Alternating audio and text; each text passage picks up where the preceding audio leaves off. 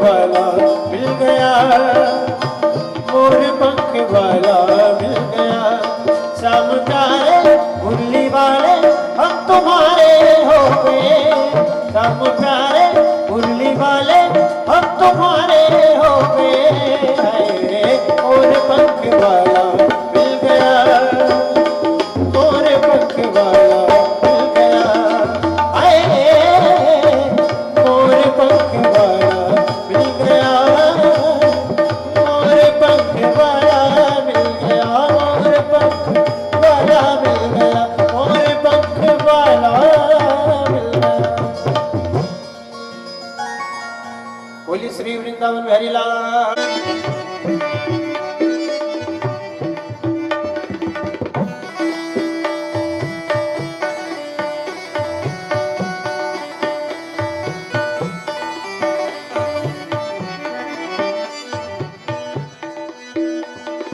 तुम्हारे करुणा की प्रेम बरसा, तुम्हारे करुणा की प्रेम बरसा, तुम्हारे चरणों की धूल पाके, तुम्हारे चरणों की धूल पाके भाग्य हम बरसा।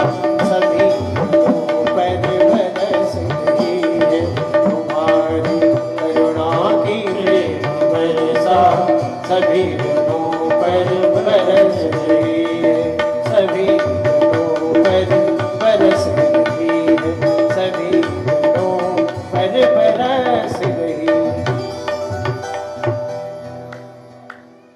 बोली श्री वृंदावन बिहारी लाल की बहुला में करोत्पन्नम भयोरे तो अस्माशुदत। श्री भागवत भगवान की है आरती, पापियों को पाप से है तारती। श्री भागवत भगवान की है आरती, पापियों को पाप से है तारती। ये अमर ग्रंथ ये मुक्ति पंथ ये पंचम वेद निराला, नव ज्योति जगाने वाला। ये अमर ग्रंथ ये मुक्ति पंथ ये पंचम वेद निराला, नव ज्योति जगाने वाला।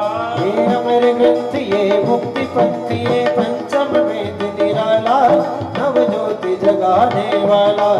हरि नाम यही हरि धाम यही, हरि नाम यही हरि धाम यही, हरि नाम यही हरि धाम यही। जग के मंगल की आरती, पापियों को पाप से है तारती। श्री भागवत भगवान की है आरती, पापियों को पाप से है तारती।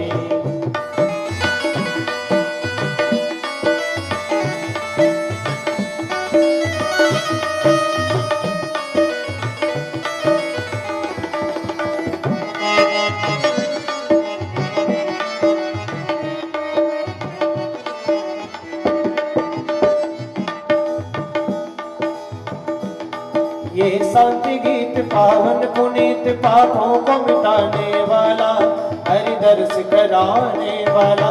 ये शांति गीत पावन पुनीत पापों को मिटाने वाला, हरि दर्श कराने वाला। ये शांति गीत पावन पुनीत पापों को मिटाने वाला, हरि दर्श कराने वाला। ये सुख करनी ये दुख हरनी, ये दुख करनी ये दुख हरनी, ये सुख करनी ये दुख हरनी। श्री मधुसूदन की आरती, पापियों को पाप से है तारती। श्री भागवत भगवान की है आरती, पापियों को पाप से है तारती।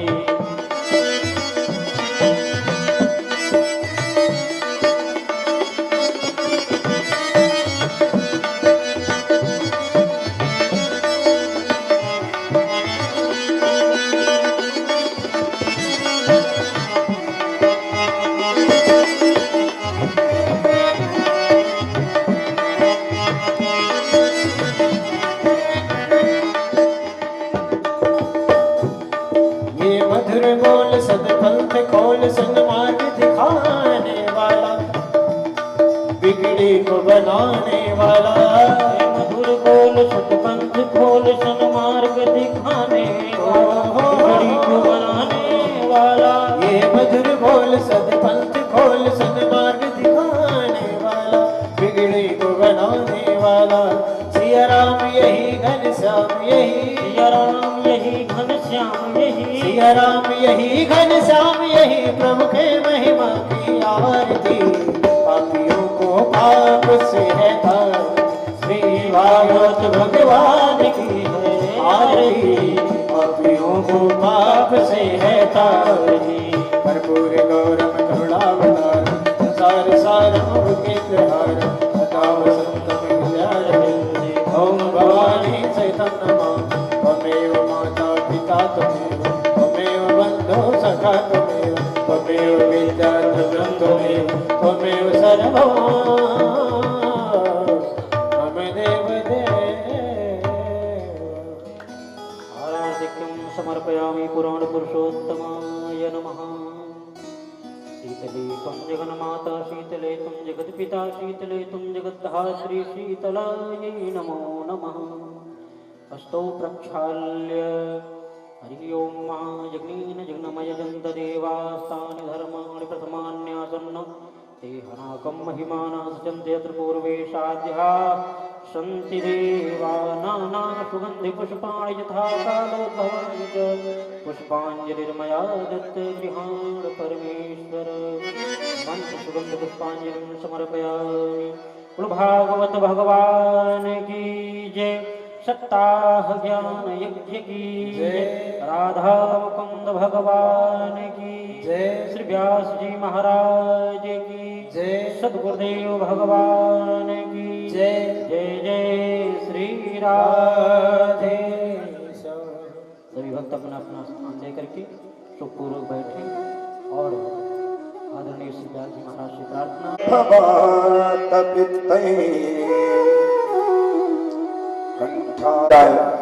ये संपूर्ण जीवन ही आनंद निमग्न हो जाता है। ऐसे सच्चिदानंद भगवान के चरणों में नमन वंदन करते हुए मंडपस्थ विराजित 33 कोटि देवी देवतागण एवं जिनके पावन क्षेत्र का संसर्ग प्राप्त करके हम सब भक्तजन समुदाय इस कथा का अवगहन कर पा रहे हैं, ऐसे अपने इष्ट महादेव के चरणों में नमन वंदन करते हुए सद्गुरुदेव भगवान को मन ही मन प्रणाम करते हुए मंचस्थ विराजित हमारे संगीताचार्य भाई बंधुजन अग्रज भैया लोग, सन्मुख विराजमान कथा के रसिक प्रबुद्ध विद्वत वरेण्य श्रोता बंधुजन बाबूजी लोग एवं माता सती सीता अनुसुईया आदि के पद चिन्हों को आप्लावित करने वाली प्यारी मातृशक्तियां एवं भविष्य के भावी कर्णाधार भाई बंधुजन, वास्तव में हम बड़े भागी हैं जो अपने गुरु क्षेत्र में इस कथा को कहने का ऐसा पावन सुअवसर प्राप्त कर रहे हैं। और इसी भाव को लेकर के श्री राम में सब जग जानी, करहु प्रणाम जोरी जुग पानी, सभी को परमात्मा तुल्य मान करके सभी के चरणों में यथामति यथाशक्ति नमन वंदन करते हुए आइए हम लोग परमात्मा की कथा की ओर अग्रसर हों। और परमात्मा की कथा की ओर अग्रसर होने से पूर्व परमात्मा के नामों का गान करें। क्यों? जय जय राधा, जय जय राधा रमण हरि बोल, हरि बोल। जय राधा रमण हरि बोल रे, जय राधा रमण हरि बोल। जय राधा रमण हरि बोल रे, जय राधा रमण हरि बोल, हरि बोल। जय राधा रमण हरि बोल रे, जय राधा रमण हरि बोल। जय राधा रमण हरि बोल,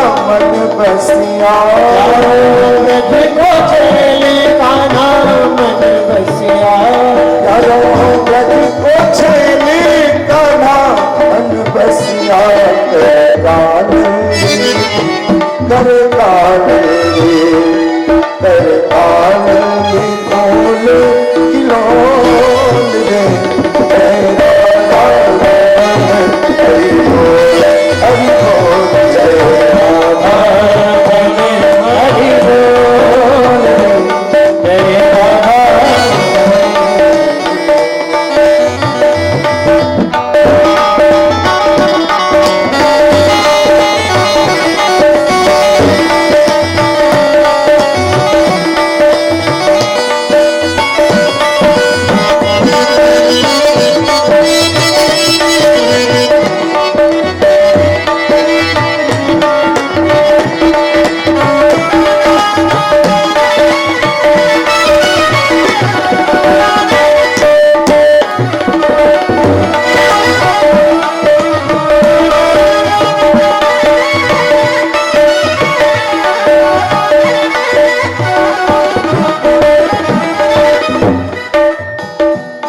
अखियन काजर मृग छोना सो अखियन काजल मृग छोना सो अखियन काजर मृग छोना सो अखियन काजल मृग छोना सो नख बेसर जादू टोना सो नख बेसर जादू टोना सो नख बेसर जादू टोना सो दो रस भरे हैं तपोल रे तेरा रमन हरि बोल जय राधा रमन हरि बोल जय राधा रमन हरि बोल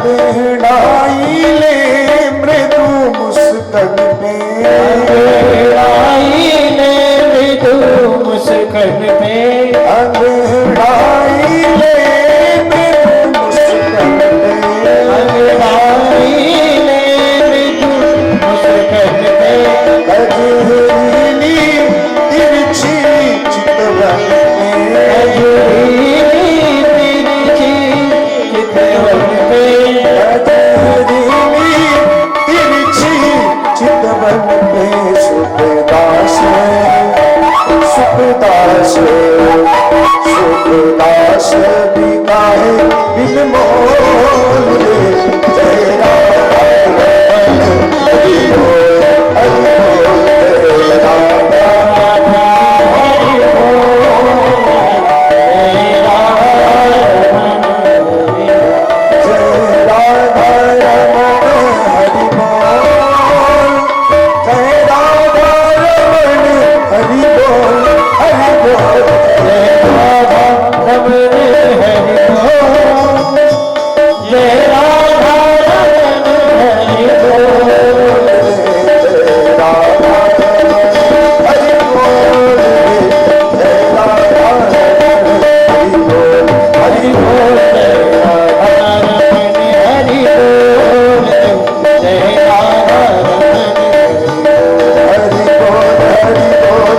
बोल हरि बोल हरि बोल हरि हरि हरि बोल राधे बोल राधे बोल राधे राधे राधे बोल राधे बोल राधे बोल राधे राधे राधे बोल हरि बोल हरि बोल हरि हरि हरि बोल हरि बोल हरि बोल हरि हरि हरि बोल राधे बोल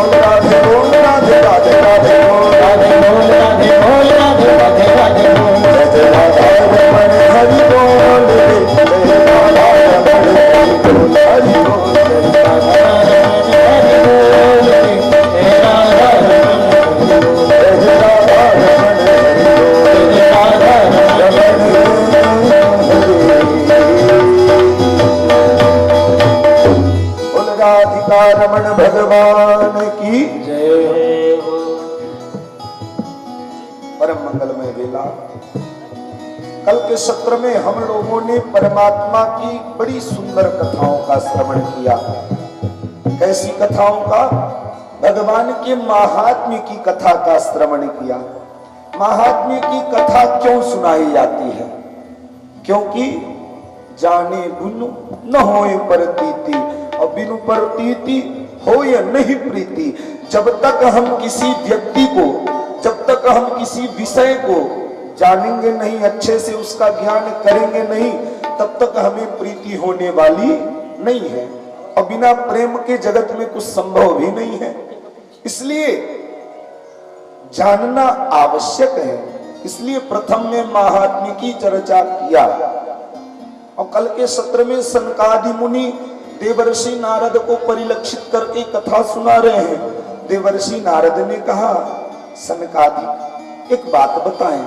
आपने बड़ी अच्छी अच्छी बात बताई, लेकिन एक बात तो आपने बताई ही नहीं। क्या आज तक इस कथा का किसी ने श्रवण किया है या नहीं? यदि श्रवण किया हो तो कृपा करके उनकी कथा भी बताएं। देखिए, संक्षेप में महात्म्य की कथा को बताएंगे, क्योंकि आज तो भागवत पर प्रकाश डालना है। और मेरा ये मानना है कि मेरा गुरु क्षेत्र है, तो यहाँ कथा के श्रोताओं को कुछ बताने की विशेष आवश्यकता है नहीं। सब कथा यहाँ तो आए दिन कथा चलती रहती है, कभी यहाँ चल रही, कभी वहां चल रही, निरंतर कथा चलती ही रहती है। इसलिए ज्यादा विस्तृत न करते हुए संक्षेप में बताएंगे। आत्मदेव की कथा को बताया है। आत्मदेव पंडित जी की, जिनके घर संतति नहीं है, दुखी रहते, संत कृपा हुई, पुत्र प्राप्ति भई, लेकिन जो संत कृपा से प्राप्त पुत्र है वो तो गोकर्ण है। और धुंधकारी जो धुंधुली की बहन का ही पुत्र है, और धुंधुली ने स्वांग रचा करके कौतूहल बस उसे अपना पुत्र बनाया। एक विदूषक का कर्म करके, एक जोकर जैसी नौटंकी करके, पेट में कपड़े बांध करके गर्भस्थ होने का नाटक किया, और जब बहन के पुत्र को प्राप्त किया तो उसे ही अपना पुत्र बनाया। दोनों बालकों का एक साथ अध्ययन हुआ, दोनों एक साथ पाठशाला गए अध्ययन करने, और बहुत ही कम समय में दोनों अध्ययन प्राप्त करके घर आए। लेकिन दोनों में अंतर है। गोकर्ण पंडितो ज्ञानी, धुंधकारी महाखलः। गोकर्ण महान पंडित ज्ञानी हुए, लेकिन धुंधकारी महान खल हो गया। देख करके आत्मदेव पंडित जी को बड़ा दुख रहा करता, और आत्मदेव जी को परिलक्षित करके गोकर्ण जी ने बड़ी सुंदर बात बताई, जिसे हम गोकर्ण गीता के नाम से भी जानते हैं। गोकर्ण जी अपने पिताश्री से कहते, पिताजी देहे स्थिमां सरुधिरे भीमत्यूं त्यजत्वम् जाया श्रुतादिषु सदा ममतां विमुञ्चा पश्यानिशं जगदिदं क्षणभङ्गनिष्ठं वैराग्य रागरसिको भवभक्तिनिष्ठः। हे पिताजी, ये आप इस संसार में मोह क्यों लगा करके रखे हैं? आपको क्या लगता है ये शरीर हमारी है ना? यदि ये शरीर हमारी होती तो बुद्धि हो जाती, हम रोक क्यों नहीं पाते हैं? हम कहते हैं ये नेत्र हमारे हैं।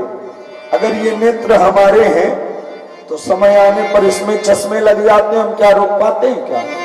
कितना भी रंग रोगन बादाम तेल क्यों ना लगाओ, लेकिन समय के साथ काल का इस शरीर पर होता है ना। और एक न एक दिन मृत्युर्वै प्राणिनां ध्रुवः, प्राणी मात्र के लिए सत्य तो केवल और केवल मृत्यु है, दूसरा कुछ है नहीं। ये जो संसार में जो कुछ भी बना है वो सब एक न एक दिन छूट जाना है। पश्यानिशं जगदिदं क्षणभंगनिष्ठम्। इस संसार में किसी के जीवन का कोई भरोसा नहीं है।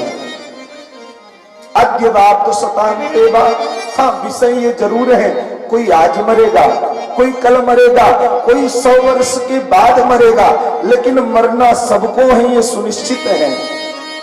और फिर पिताजी, इस जीवन के एक क्षण का कोई भरोसा है क्या? कोई ये कह सकता है कि कल मैं इसी स्थान पर बैठ करके कथा बोलता मिलूंगा? मैं तो नहीं कह सकता। कोई अपने विषय में बता सकता है कि आज मैं जैसा हूं कल भी ऐसे ही व्यवस्थित मिलूंगा? ये जरूरी तो नहीं है। क्षणार्धम नैव जानामि विधाता किम करिष्यति। क्षण के आधे भाग में परमात्मा क्या करने वाला है, इसे कोई नहीं जानता है। क्षण भंगुर जीवन की कलिका, कल प्रातः को जाने खिली न खिली। मलयाचल की सूची शीतल मंद, सुगंध समीर बही न बही। कलिकाल उठाए लिए फिरता, तन नम्र पे चोट झिनी ना झिनी। जपले हरि नाम हरि रसना, कल प्रातः को जान चली ना चली। रटले हरि नाम हरि रसना, कल प्रातः को जान चली ना चली। श्वास श्वास में कृष्ण भजी, वृथा श्वास जन खोय। ना जाने या श्वास की आवन होय न होय। ना जाने अब ये सांस दोबारा मिलेगी, कल चलेगी या नहीं चलेगी, इसका कोई भरोसा थोड़े है। इसलिए पिताजी क्या करो, वैराग्य राग रसिको भव भक्ति निष्ठा। इसलिए वैराग्य राग के पथिक राही बनो, रसिक बनो और उसी का भजन करो। और दूसरे श्लोक में बड़ा सुंदर उपदेश किया, कहा पिताजी धर्मं भजस्व सततं त्यज लोक धर्मान्। सेवस्व साधु पुरुषान् जहि काम तृष्णान्। अन्यस्य दोष गुण चिंतन मास मुक्त्वा। सेवा कथा रसमहो नितराम पिबत्वम। गोकर्णी उस सतत धर्म का भजन करो। और क्या करो? भजन करते हुए कैसे वस्व साधु पुरुषान जहि काम तृष्णा। सेवस्व साधु, साधु जनों की सेवा करो। पिता ने कहा बेटा हम साधु किसे जाने? जो पीला पहने, बड़ी बड़ी दाढ़ी मूछ, बड़े बड़े बाल रखाए, उन्हें साधु जाने? कि जो फॉर्च्यूनर से टहले उन्हें साधु जाने? साधु कौन है? कहे जहि काम तृष्णान, जिसके अंदर न किसी प्रकार की कामना है, न किसी प्रकार की इच्छा है, जो तितिक्षु है, जिसके अंदर किसी प्रकार की तृष्णा बची है नहीं, उसे ही साधु जानो। फिर वो जींस टी शर्ट में ही क्यों ना हो, वो लंबी दाढ़ी रखाए या बनवा करके एकदम चिकना टहले, उसे भी साधु जानो। ये साधु के लक्षण जिसके अंदर भी दिखे वही साधु है। और क्या करना होगा? कहे अन्यस्य दोष गुण चिंतन मास मुक्त्वा। सेवा कथा रसमहो नितराम पिबत्वम। और साधुओं की सेवा करते हुए क्या करना होगा? कहे दूसरे के गुण और अवगुण को ध्यान देना बंद कर दो। नवयोगेश्वर संवाद में आता है कि सबसे बड़ा गुण और अवगुण क्या है? कहे गुण दोष दृशिर दोष गुणस्तु भयवर्जिता। सबसे बड़ा गुण तो यही है कि हम पर व्यक्ति के गुण और अवगुण की ओर ध्यान न दें। अच्छा, गुण पर ध्यान क्यों न दें भाई? गुण देखना तो श्रेष्ठता है। जैसे हमारे भरद्वाज भैया बड़ा सुंदर गाते हैं, तो हम इनके गुण को क्यों न देखें? लेकिन कहीं ना कहीं गुण को जब हम देखेंगे तो धीरे धीरे आकृष्ट होने लगेंगे। और फिर होगा क्या? कहे धीरे धीरे हम आसक्त हो जाएंगे। और आसक्ति का फल क्या है? कहे अगर तुम नहीं मिले तो हम तो मर जाएंगे। ये प्रेम नहीं है, ये आसक्ति है। प्रेम तो नित्य है, मुक्त है, शुद्ध है, शाश्वत है, चिन्मय है। हमें प्रेम करना है, आसक्ति नहीं करनी है।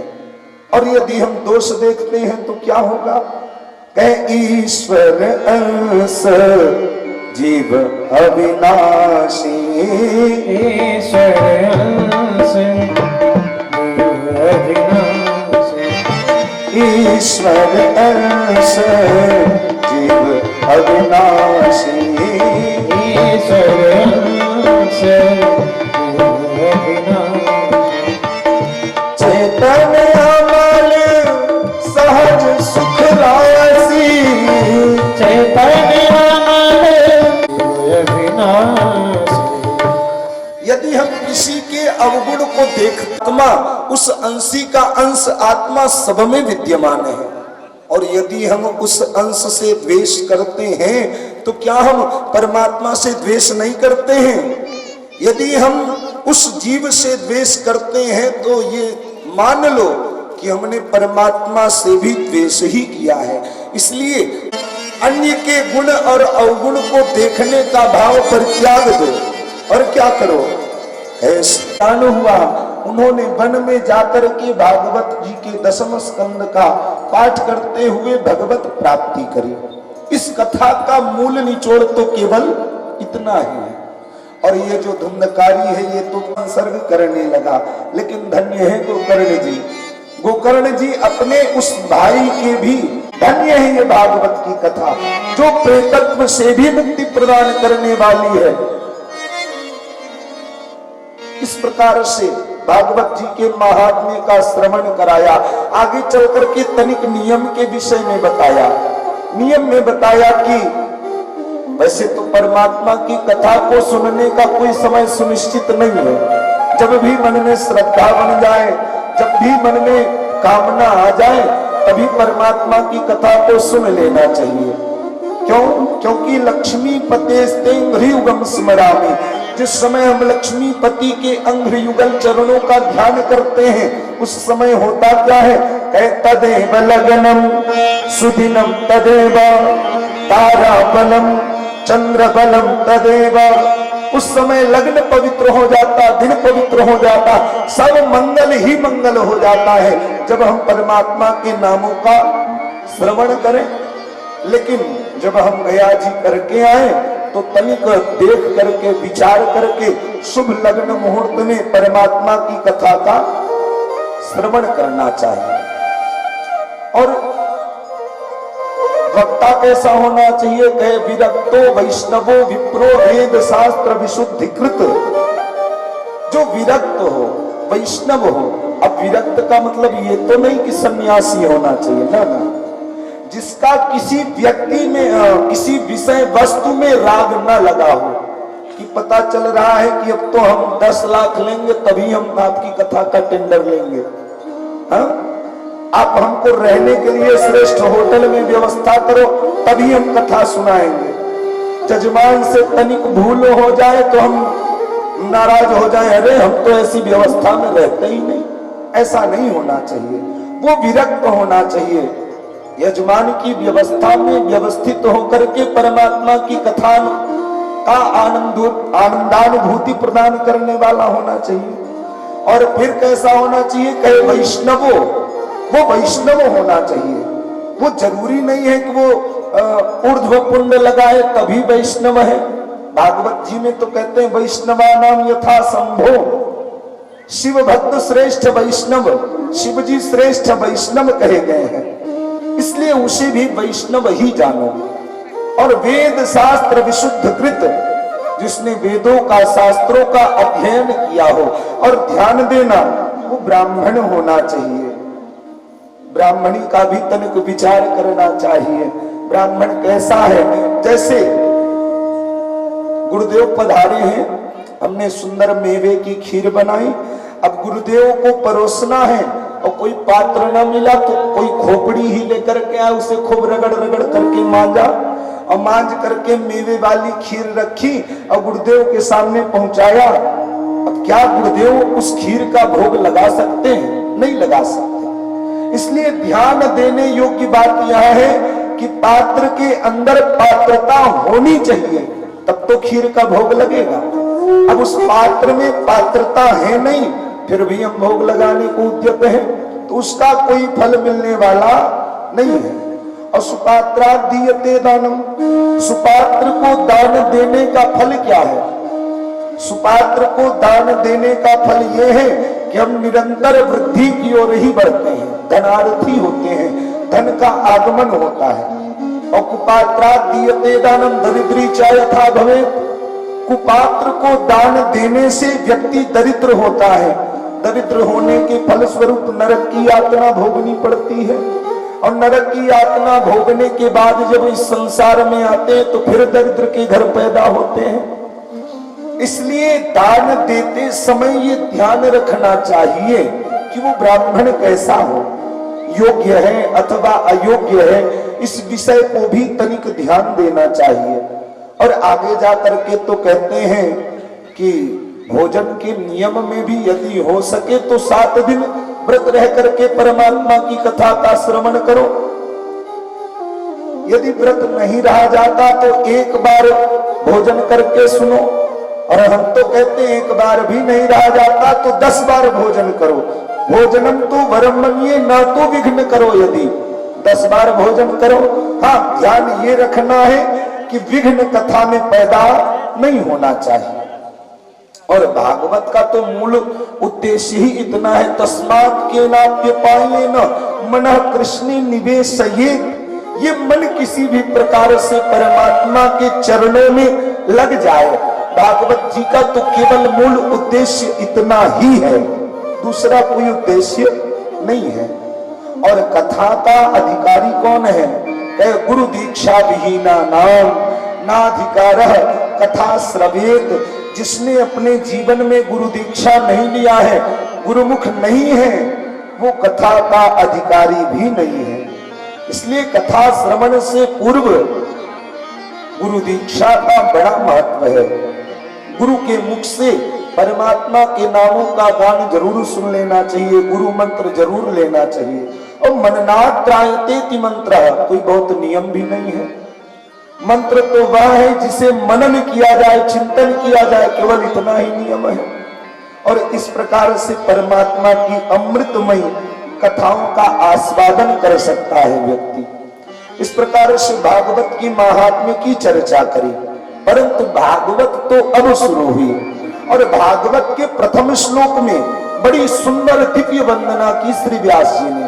व्यास जी लिखते हैं, जन्माद्यस्य यतोऽन्वयादितरतस् चार्थे स्वभिज्ञस्वराट् तेने ब्रह्म हृदय आदि कवये मुह्यन्ति यत्सूरयः तेजो वारि मृदां यथा विनिमयो यत्र त्रिशर्गो मृषा धाम्ना स्वेन सदा निरस्तकुहकं सत्यम परम धीमहि।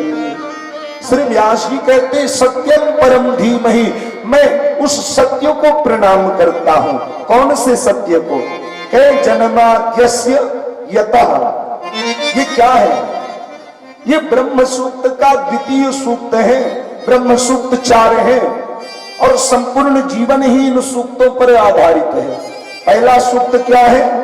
अथातो ब्रह्म जिज्ञासा अथवा प्रज्ञानम ब्रह्म। जब जीव को ब्रह्म को जानने की कामना मन में जगी तो हुआ क्या? जन्म हो गया। और जन्म होने के बाद क्या हुआ? है जन्माद्यस्य यतः, यतः परमात्मनः सकाशात् अस्य विश्वस्य जन्मादिर भंगाः भवन्ति सा जन्माद्यस्य यतः। जब हमने जन्म लिया तो जाना ब्रह्म कैसा है? कहे जिस परमात्मा की कृपा से इस सृष्टि का सृजन होता है, इस सृष्टि का पालन होता है और इस सृष्टि का लय हो जाता है, वही परमात्मा है, वही ब्रह्म है, वही अव्यक्त है, वही अविनाशी है, वही त्रिकालाबाधित है, वही आदि मध्यांत है। और तीसरा सूक्त क्या है? कहे शास्त्र योनित्वात्। इसका ज्ञान हमें कैसे हुआ? कहे शास्त्र का मंथन जब हमने किया तब ये ज्ञान प्राप्त हुआ। और फिर हुआ क्या, कहे तत्वम विनिर्मया, शास्त्र का मंथन करते करते परमात्मा की खोज करते करते ये पंच भौतिक शरीर इसी पांच भौतिक तत्व में विलीन हो जाएगा। सत्य केवल इतना ही है। यही 4 सूक्त है। तो द्वितीय सूक्त से भागवत के प्रथम श्लोक की वंदना की गई। तो किसी ने कहा आप किसकी बात कर रहे हैं? भाई सृष्टि का सृजन करने वाला तो ब्रह्मा है, कहीं आप ब्रह्मा की वंदना तो नहीं कर रहे हैं? कहे ना ना, मैं तो स्वराट स्वेनैव राजते इति स्वराट, जिसने ब्रह्मा ही नहीं प्रत्युत ब्रह्मा को भी ज्ञान दिया जिसने, कहे वो कौन है? तो कहते ने ब्रह्महृदाय आदि कवये मुह्यन्ति यत्सूरयः, जिस परमात्म तत्व की प्राप्ति करने हेतु बड़े बड़े ब्रह्मा, अमलात्मा विमलात्मा संत ज्ञानी मुनीन्द्र जन मोह को प्राप्त हो जाते हैं। जो ये जानते हैं कि संसार सत्य है नहीं, लेकिन सत्यवत मान बैठते हैं। किस प्रकार से? कहते जो वारि मृदम यथा विनिमयो, कैसे? कहे जैसे आप लोगों ने हाई स्कूल के कक्षा में मृदा का नियम पढ़ा होगा। उस मृदा के नियम में बताया जाता है कि जब हम मार्ग से जा रहे होते हैं तो तनिक दूर ऐसा प्रतीत तो होता है कि आगे जल भराव है, लेकिन जब हम समीप पहुंचते हैं तो ऐसा होता तो नहीं। जल में, उस स्थल में जल का भेद होता है। ठीक उसी प्रकार जैसे ये संसार सत्य है नहीं, जानते सब है। कोई ऐसा है जो नहीं जानता है कि एक न एक दिन मरना है? सब जानते हैं, लेकिन फिर भी परेशान है। हाय माया कितना जोड़ लें, कितना इकट्ठा कर लें, है? सब लगे हुए हैं। उसी प्रकार सत्यम परम धीमहि, श्री व्यासी कहते उस परमात्मा परम सत्य को मैं प्रणाम करता हूं, उस परमात्मा सत्य की मैं वंदना करता हूं। किसी ने खड़े होकर के कह दिया व्यासी आपने अलौकिक ग्रंथ की रचना करी, अन्यान्य ग्रहवंदे श्रद्धा विश्वास रूपिणो, या जहाना किसी को छोड़ा ही नहीं, अयोध्या की वंदना राजा की बुलाई नहीं, लेकिन आपने केवल सत्य का वंदन। यदि हम राम का वंदन करते तो शांतिवत प्रतिष्ठित है, मैं प्रत्येक की वंदना करता हूं। मैंने किसी को छोड़ा नहीं, मैंने सबका वंदन किया।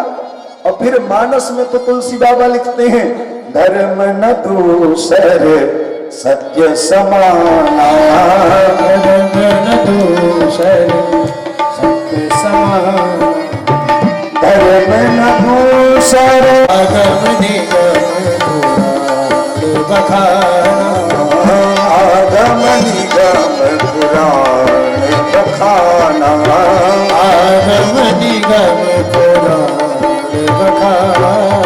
लेकिन मानव का परम धर्म क्या है? व्यास जी कृपा करके इस विषय में बताएं। तो दूसरे श्लोक में मानव के परम धर्म की व्याख्या कर रहे हैं। बोल पड़े, कहते धर्म प्रोक्षित कई तवोत्र परमो निरमत्सराणाम सताम वेद्यम वास्तवमत्र वस्तु शिवदौ तापत्रयोन्मूलनम। श्रीमद्भागवते महामुनि कृते किन्ना परैरीश्वरः सत्यो हृद्यवरुध्यते तकृतिभिः शुश्रूषुभिस्तक्षणात्। मानव का परम धर्म क्या है? कहे धर्म प्रोक्षित कई तवोत्र परमो निर्मत्सराणाम शताम। मानव का परम धर्म तो केवल इतना है, परमात्मा की कथा का श्रवण करना, ये मानव का परम धर्म है। लेकिन वो कथा हो कैसी? कहे निर्मत्सराणाम सताम। जो निर्मत्सर संत हैं, जो निर्लोभी विद्वान हैं, उनके मुख से निश्रित भगवान की कथा का श्रवण करना ही मानव का परम धर्म है। कहे वो कथा है कैसी? उस कथा के विषय में भी तो बताओ। कैवेद्यम वास्तव मत्र वस्तु शिवदम तापत्रयोन्मूलनम। वो कथा शिवद है। शिवद का मतलब शिवम कल्याणम ददाति इति शिवदः, जिसके श्रवण मात्र से मानव जीवन का कल्याण हो जाता है। और कैसी है कथा? तापत्रयोन्मूलनम। वो तीनों तापों का उन्मूलन करने वाली है परमात्मा की कथा। अब जैसे गुरुदेव ने बताया कि भैया कल के सत्र में 2:30 बजे से कथा का आरंभ होना है, आप सभी सादर आमंत्रित हैं। अब हमने क्या किया, 12 बजे तक अपने नित्य नैमित्तिक कर्मों से निवृत्त हुए, तनिक भोजन लिया और भोजन लेने के बाद विश्राम करने लगे। विश्राम करते करते धीरे धीरे 2:30 बजने वाले हैं। जैसे ही हमें याद आई कि अरे कल के सत्र में गुरुजी ने बताया था कि 2:30 बजे से भगवान की कथा होनी है। भागवत में कहते हैं जिस समय हमने श्रवण का संकल्प मात्र मन में लिया है, उसी समय परमात्मा हमारे हृदय में विराजमान हो जाते हैं। किस समय? कह शुश्रूषुभिस्तक्षणात्। अभी हमने भगवान की कथा का श्रवण किया नहीं है, अभी हमने श्रवण करने का संकल्प मात्र किया है, उसी समय हुआ क्या? कह हृदय हरिम अवरुध्यते। हमारे हृदय में परमात्मा करके विराजमान हो जाते हैं। ऐसी परमात्मा की कथा है। का बड़ी अच्छी बात है। और तनिक परमात्मा की कथा की विशेषता बताओ ना। वो कथा है कैसी, किस प्रकार सुनना चाहिए, इसका नियम क्या है, तो बताने लगे। तीसरे श्लोक में कहते हैं निगम कल्प तरोर गलितों फलों शुक मुखाद अमृत द्रव संजोतम पिबत भागवतों रसमालयों मुहुरहो रसिका भुवि भावुका मुहुरहो रसिका भुवि भावुका। परमात्मा की कथा कैसे है? निगम रूपी वृक्ष का पका हुआ फल ही श्रीमद् भागवत है। निगम किसे कहते हैं? आगम निगम पुराण बखाना। ये निगम क्या है? ये निगम ही तो वेदांत है, और वेद वेदांत रूपी वृक्ष का पका हुआ फल ही श्रीमद् भागवत है। कैसा फल है? किसी ने कहा महाराज कैसा फल है? भाई इसको कैसे खाएं? काट करके खाएं, छील करके खाएं या चूस करके खाएं? कुछ इसके विषय में विशेषता तो बताओ। कहना ना गलितम फलम, ये तो पका हुआ फल है श्रीमद् भागवत। और कैसा है फल? स्वाद भी तो पता होना चाहिए। मीठा है, खट्टा है, तीखा है। इस फल का स्वाद कैसा है? शुक मुखाद अमृत द्रव संजोतम। ये सुख के मुख के लग जाने के कारण अमृत द्रव से परिपोषित हो गया है ये फल। और बताओ भाई, फल में कुछ छिलका होता है, कुछ गुठली होता है, इसमें क्या खाने योग्य है, क्या पीने योग्य है, इसके विषय में तो बताओ। नहीं नहीं, ये तो अमृत द्रव से परिपोषित ही है, इसे तो केवल पीना है। कब तक पिए? आलयम मोक्ष पर्यंतम। जब तक परमात्मा की कथा का श्रवण करते करते परमात्मा के परम धाम की प्राप्ति न हो जाए, तब तक परमात्मा की कथा का रसपान करते जाओ, करते जाओ, करते जाओ। जब प्रायः देखा क्या जाता है, हमने एक बार अपने घर में भागवत की कथा करवाई, संयोग बना, परमात्मा की कथा हुई। अब पड़ोसी के यहाँ कथा हो तो हम कथा सुनने क्यों जाए? क्योंकि हमने तो अपने घर में कथा सुन ली है ना। फिर अब पड़ोसी के यहाँ कथा सुनने की क्या आवश्यकता है? और यदि नहीं जाना जाता, हम गए भी तो वहां करते क्या है? कहे हमारे यहाँ जो व्यासी आए थे, क्या सुंदर बढ़िया बढ़िया भजन गाते थे, कितनी सुंदर व्यवस्था थी। फिर हम देखने लगते हैं इनके यहाँ केला का पेड़ यहाँ लगा है, हमारे गुरुजी तो 4 लगवाए थे, इनके यहाँ एक ही लगा है। हम फिर वहां कथा सुनते नहीं, हम तो वहां परीक्षण करने, निरीक्षण करने पहुंच जाते हैं। लेकिन क्या ऐसा करना चाहिए जो ये कह दे बस बस बस अब तो हमने परमात्मा की कथा सुन ली, वास्तव में उसने परमात्मा के कथा के मर्म को जाना ही नहीं। क्यों? क्योंकि राम कथा जे सुनत अघाही, रस विशेष जाना तिन नाही। जो कहते अब तो हमने कथा का मर्म पहचान लिया, वास्तव में उसने परमात्मा की कथा का मर्म जाना ही नहीं है। क्यों? क्योंकि ये तो पुराण है। पुराण का शाब्दिक अर्थ क्या है? पुरा अपि नवः इति पुराणः। जो प्राचीनतम प्राचीन होते हुए भी नित्य नवीन सा प्रतीत हो, वही तो पुराण है।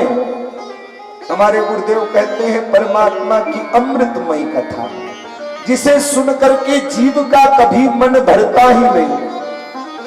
कभी हम लोग जाकर के तीर्थराज प्रयाग में इसी कथा का श्रवण करते, फिर कभी गांव में 4 लोग धन एकत्र करके इसी कथा का श्रवण करते, कभी हम व्यक्तिगत रूप से अपने घर में इस कथा का आयोजन कराते। लेकिन क्या इस कथा को सुनते सुनते कभी मन भरता है क्या? कभी नहीं भरता है। और विचार करिए कितने समय से ये अबाध गति से कथा चली आ रही है। कहने वाला मर जाता है, सुनने वाला मर जाता है, लेकिन परमात्मा की कृपा देखिए, परमात्मा फिर से कहने वाला पैदा करते, परमात्मा फिर से सुनने वाला पैदा करते, और कथा निरंतर अबाध गति से चलती रहती। इसलिए इस कथा का पान कब तक करें? कहे जब तक परमात्मा के परम धाम की प्राप्ति न हो जाए।